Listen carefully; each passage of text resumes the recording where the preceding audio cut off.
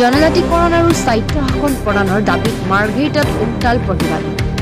টাই আহোমসকলে কপালে মাৰ্ঘেৰিটাৰ ৰাজপথ।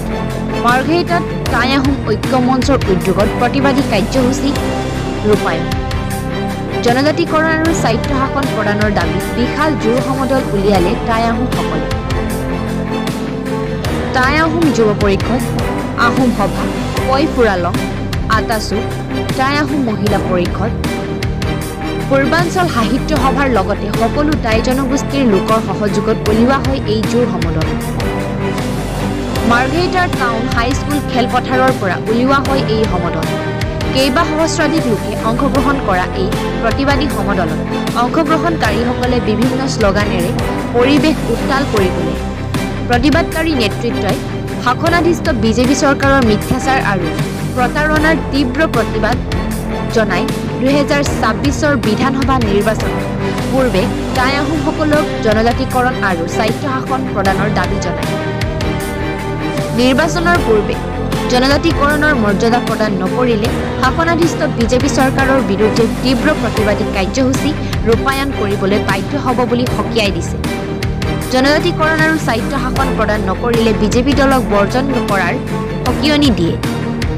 চুকাফাৰ প্ৰতিমূৰ্তি স্থলীত বন্তি প্ৰজ্বলন কৰি টাউন হাইস্কুলৰ খেলপথাৰৰ পৰা উলিওৱা জোৰ সমদল ৰাজপথেৰে গৈ উত্তৰ মাৰ্ঘেৰিটা ৰংগমঞ্চত সামৰণি পৰে। মাৰ্ঘেৰিটাৰ পৰা কিষাণ লালুঙৰ ৰিপৰ্ট, টাইম 60 অসম। বছৰ আগৰ পৰাই আমাৰ 6 জনগোষ্ঠীয়ে যি জনজাতিকৰণৰ কাৰণে প্ৰতিবাদ সাব্যস্ত কৰি আহিছে, এই প্ৰতিবাদৰ প্ৰতি চৰকাৰৰ কোনো আমি দেখা নাপাওঁ ইমান দিনে। আৰু আমি এতিয়া পুনৰ আমি একত্ৰিত হৈছোঁ যে আমাক 6 জনগোষ্ঠীক জনজাতিকৰণ লাগিব, টাই আহোমক জনজাতিকৰণ লাগিবই, এই আমাৰ প্ৰাপ্য। আৰু আমি আজি একত্ৰিত হৈছোঁ এই মাৰ্ঘেৰিটা অঞ্চলত। আমি হাজাৰ হাজাৰ আজি আহোম জ্ঞাতিবৰ্গ আহি আমি একত্ৰিত হৈছোঁ। আমাক জনজাতিকৰণ লাগিব, জনজাতিকৰণৰ অবিহনে আমি কেতিয়াও মানি নলওঁ। আমি আমাক জনজাতিকৰণ লাগিব। নো ৰেষ্ট,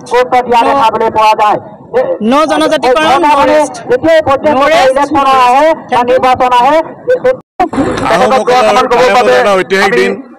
আজি দিনটোতেই চাওলুং চুকাফাই আমাৰ আপোনালোকে জানে পাটকাই মাৰ্ঘেৰিটা পদ্ধতি আহিছিলে। আমিও এজন চাওলুং চুকাফাৰ পৰিণতি হিচাপে জনজাতিকৰণৰ দাবীত আজি আমি বৃহৎ কাৰ্য উলিয়াইছোঁ। আমি এই মিছলীয়া চৰকাৰক আমি সকীয়াই দিব বিচাৰিছোঁ। 2026 চনৰ আগে যদি আমাৰ জনজাতিকৰণ আমি নাপাওঁ, তেতিয়াহ'লে আমি এই মিছলীয়া চৰকাৰখনক ৰখাবলৈ আমি বাধ্য হ'ম। মিছলীয়া মুখ্যমন্ত্ৰী হিমন্ত বিশ্ব শৰ্মাদেৱক আমি সকীয়াই দিছোঁ। তেওঁ চলাহী কথাই আমাক প্ৰতিটো ক্ষেত্ৰতে আমাৰ চলাহী কথা প্ৰতাৰণা কৰিব নোৱাৰে।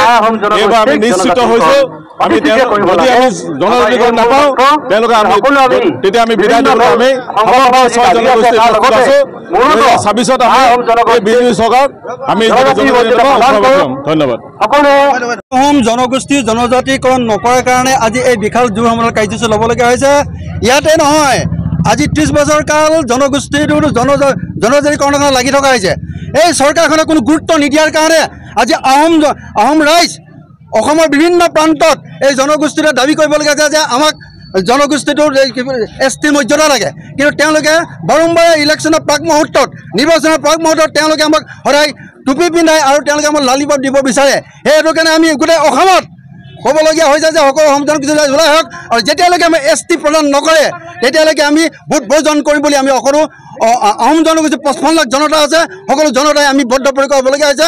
আৰু সকলো ৰাইজলৈ আহি এই প্ৰতিবাদ আমি সাব্যস্ত কৰিম যেতিয়ালৈকে আমাৰ যেতিয়ালৈকে আমাৰ ST প্ৰদান নকৰে, তেতিয়ালৈকে আমাৰ এই সংগ্ৰাম চলি থাকিব। ধন্যবাদ। অসম টাউন আমাৰ যি মাৰ্ঘেৰিটাত বিশেষকৈ টাই আহোম জনগোষ্ঠী জনজাতিকৰণৰ প্ৰতিবাদত আৰু স্বায়ত্ব শাসনৰ প্ৰতিবাদত আমাৰ জোৰ সমদল কাৰ্যসূচী আমি আয়োজন কৰিছোঁ। গতিকে সমগ্ৰ অসমতে এই জোৰ সমদল কাৰ্যসূচী ইতিমধ্যে চলি আছে। তাৰ মাজতে আমি মাৰ্ঘেৰিটাত আজি টাই আহোম যুৱ পৰিষদৰ নেতৃত্বত বিভিন্ন দল সংগঠনৰ নেতৃত্বত আমি টাই আহোম জনগোষ্ঠী জনজাতিকৰণৰ প্ৰতিবাদত আৰু স্বায়ত্ব শাসনৰ প্ৰতিবাদত আমি জোৰ সমদল কাৰ্যসূচী ইতিমধ্যে আৰম্ভ কৰিবলৈ লৈছোঁ। মাৰ্ঘেৰিটাৰ টাই আহোম জনগোষ্ঠীৰ বিষয়ববীয়াসকলৰ জ্ঞাতিবৰ্গৰ সহযোগিতা একালো কামনা কৰিছোঁ। সকলোৱে আহক, জনজাতিকৰণৰ প্ৰতিবাদ আমাৰ সাব্যস্ত কৰক আৰু অসম চৰকাৰৰ পৰা আমাৰ টাই আহোম জনগোষ্ঠী জনজাতিকৰণৰ যিকোনো প্ৰকাৰে আমাক দিব লাগিব তাৰে প্ৰতিবাদ কৰি আজি এই স্থানত আমি সমবেত হৈছোঁ। মূল দাবী আমাৰ টাই আহোম জনগোষ্ঠীৰ জনজাতিকৰণ আৰু স্বায়ত্তশাসনৰ মূল দাবী।